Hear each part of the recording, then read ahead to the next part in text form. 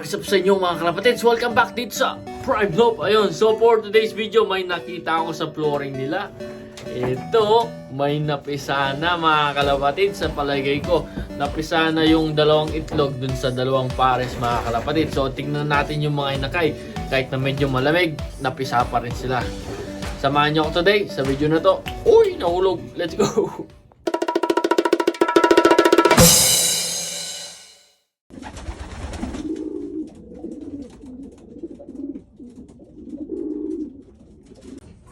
Hello mga kalapatids, ayan o, ito yung mga pinagbasagan ng mga inakay.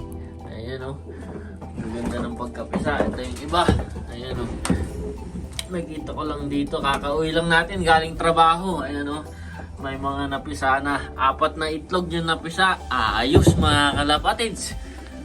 So, yung mga breeder na inulit natin sila, yung mga napisa. Itong breeder box 1 tsaka yung box 2. So, unahin muna natin tong box 2 kasi ito yung pinakauna ng itlog. Tingnan natin yung kalagayan ng mga inakay. Mabilisan lang mga kalapatids kasi medyo malamig. So, ito yung nanay nung second ace overall champion natin. Ayan. Sila yung binalik natin. So, ito yung kagad nag-iitlog. Within 10 days lang mga nag-iitlog to. Ang bilis mangitlog mga kalapatids. Lalo na pag kondisyon. Ayan o. Ayan, tingnan. Uy, ayan o. Ayan mga kalapatids. May painakay na tayo. Ayan o. Isasend natin sa OLR itong mga inakay. Ayan o. Ang gaganda o. Oh. Diba? Gaganda mga inakay. So mga ano pa lang to, hours old. Mga 12 hours old siguro. Kaya 8 hours old. Ayan o. Malalamig ang matay. Ayan o. Pang thumbnail lang o. Diba? Ganda mga kalapatids. May papisa na tayo ngayon 2024. So balik na natin kasi malamig. Ayan o. Pang-OLR natin yan. Ayan. So napisa yung dalawang itlog niya sabay. Kitang-kita sa size ng mga inakay nila, ng mga young bird. Ayan.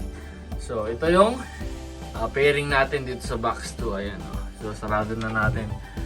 Baka gusto niya subuan. So ito naman yung pangmalakasan natin, yung nanay nung first overall champion natin.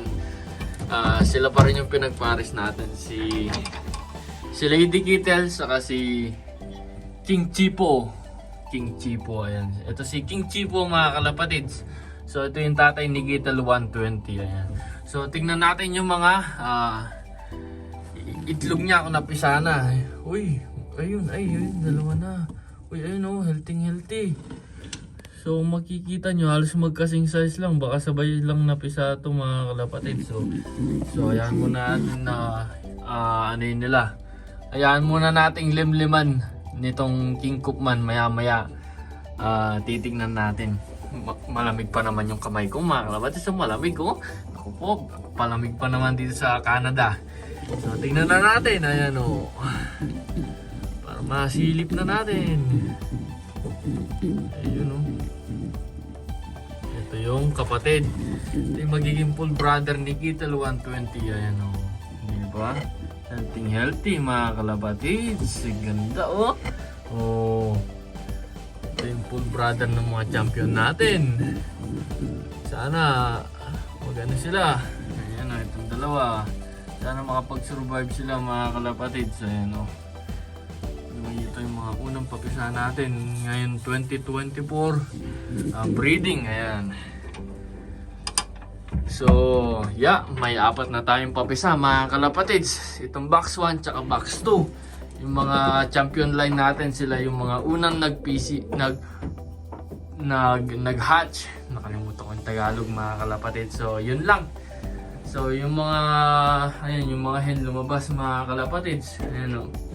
So, 10 itlog yung 10 pares ng mga ibon, yung mga hihintayin natin na mapisa o 10 itlog na pares. Ayan. Ang mukha nito. Ito din. Tingnan natin kung napisa na. Pisa na ba? Hindi pa. Pero malapit na to. Ayan. Johnson Hubens natin. Ayan. Tapos yung una yung pang-apat na check natin kung kung napisa na itong 8 Ace overall champion natin. Ayan, oh. Wait lang, titingnan lang. Ayan, oh. Wala pa. Mga 2 to 3 days pa siguro. Balik na natin. Ang bangis. So ito, pati yung first overall champion natin magkapatid. Kung makikita nyo, magkamukha nung tatay kanina. Yung checkered, and Barako. Ito yung anak niya, yung kamukha niya. So pagkita natin si Gitel 120, yung kapatid nito. Ito naman si Gitel 120, yung kamukha din, di ba? Kaya lang blue bar lang mga kalapatids. Ayan, ito yung mga itlog niya. Malapit na rin mapisa ito mga kalapatids. Ayan, ito yung first overall champion natin. Magkapatid to, pati yung nandito na checker. Tapos tatay nila yung nandun mga kalapatids. So yung dito naman, yung titignan natin, itong Mili. Yung mga Mili lovers dyan. Ito naman, tito to ni Gitel 120. Itong Mili na to, ayan mga kalapatids. So yeah, yun lang yung video natin for today. Ayan, napakagandang balita mga kalapatids. Magandang balita. May napisa na sa mga binibreed natin. Una, pangalawa is pahaba na yung araw. Dami sa longer days are coming mga kalapatids. Ayun, oh. Tapos pangatlo is ayun, magpipisaan na rin to within 5 days. Mapipisaan na to lahat mga kalapatids. I-vlog natin. Alang ito, sinira natin yung first egg nila kasi masyadong maliit. Kasi nga basal tong hen. Ayan, oh. Tapos kung mapapansin nyo din, ayun, may binago din ako. Mas maganda naka-elevate to. Para pag nagpa-inakay tayo, bababa lang natin sila sa flooring. Tapos makapag-focus sila sa pang third clutch nila. Itong Porsche 911 natin. Ayan, oh. Tsaka itong Thomas 6. Ayun mga kalapatids, kung nakikita nyo pa-auction ng pipa. Ayan, oh, mga ka-bloodline nila to. Sina Prince Porsche, tsaka si Porsche 911 Panamera. Ayan. So, ayan, ano nila to, ka-bloodline nila tong blue bar pied na to na Barako natin. Ayan, Porsche 911 yan, inbreed ng Porsche 911 mga kalapatids. So yeah mga kalapatids, so kung nagustuhan nyo tong video, i-like mo, i-share mo dito sa Prime Law Pigeon Racing mga kalapatids. Nangalapati po tayo dito sa Edmonton, Alberta, Canada. So keep on liking, keep on subscribing dito sa Prime Law Pigeon Racing mga kalapatids. Ayan, share lang po tayo sa mga video natin para mas dumami po pa yung mga nakakapanood dito sa Canada, sa buong mundo mga kalapatids. Ayun. So, Prime Love here from Edmonton, Alberta, Canada, representing Philippines. Ingat sa inyo mga kalapatids. Stay safe, happy flying sa inyo lahat. Bye-bye!